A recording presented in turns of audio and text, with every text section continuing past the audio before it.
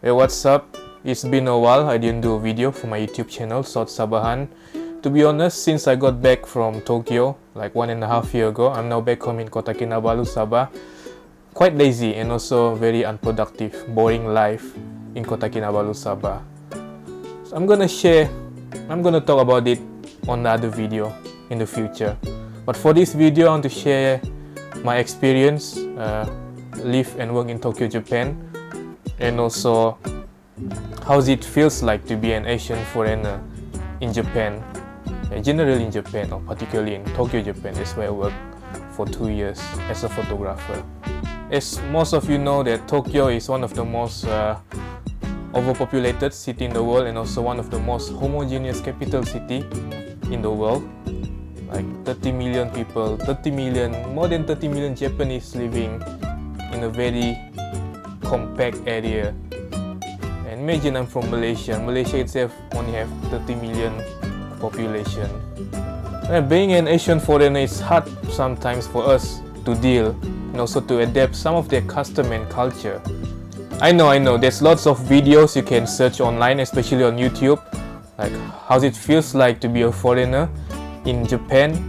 But it's very hard to find video where an Asian foreigner share their experience and also maybe more insight or more information about being an Asian foreigner, live and work in Tokyo, Japan. So here are the best thing and also the worst thing being an Asian foreigner, live and work in Tokyo, Japan.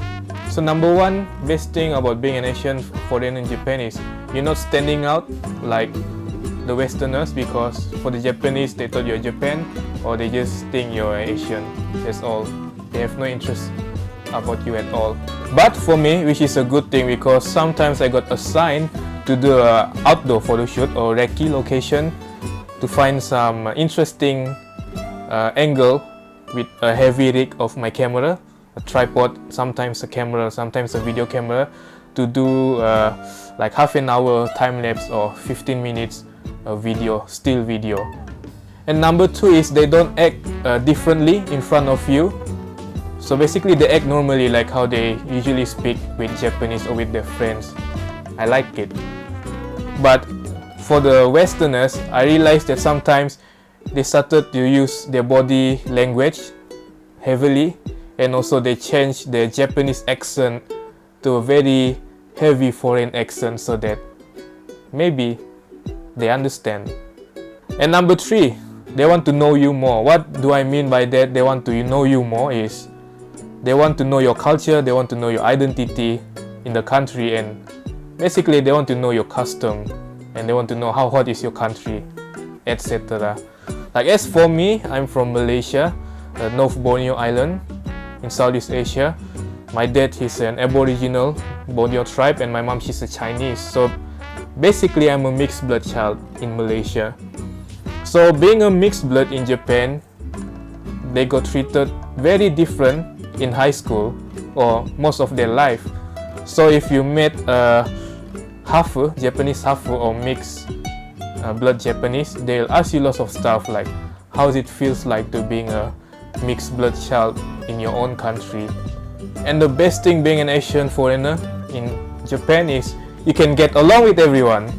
What do I mean by that is you can get along with your American friends, you can get along with your Australian friend, you can get along with your UK friend because you can speak English, and you can get along with other foreigner different kind of nationalities friends.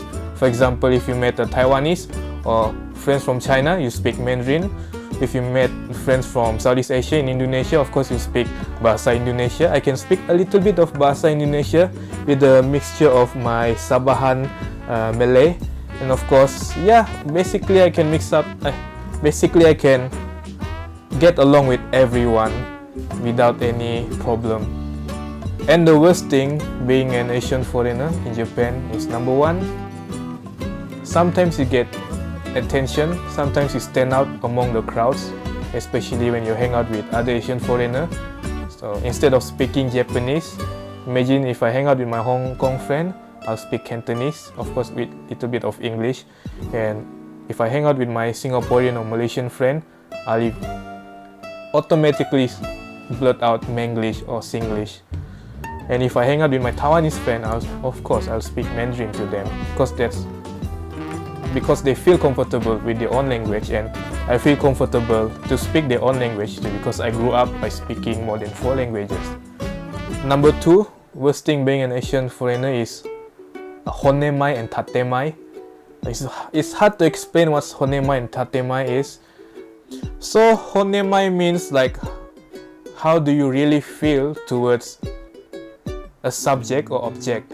So you can express directly how do you feel to them. And tatemai is like what do they say?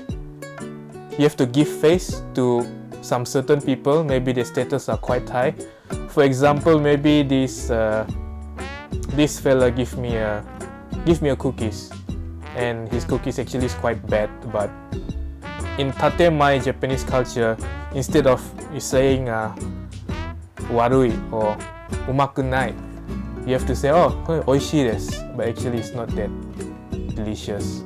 So there's a honemai and tatemai, which I have a love and hate relationship, to be honest, until now.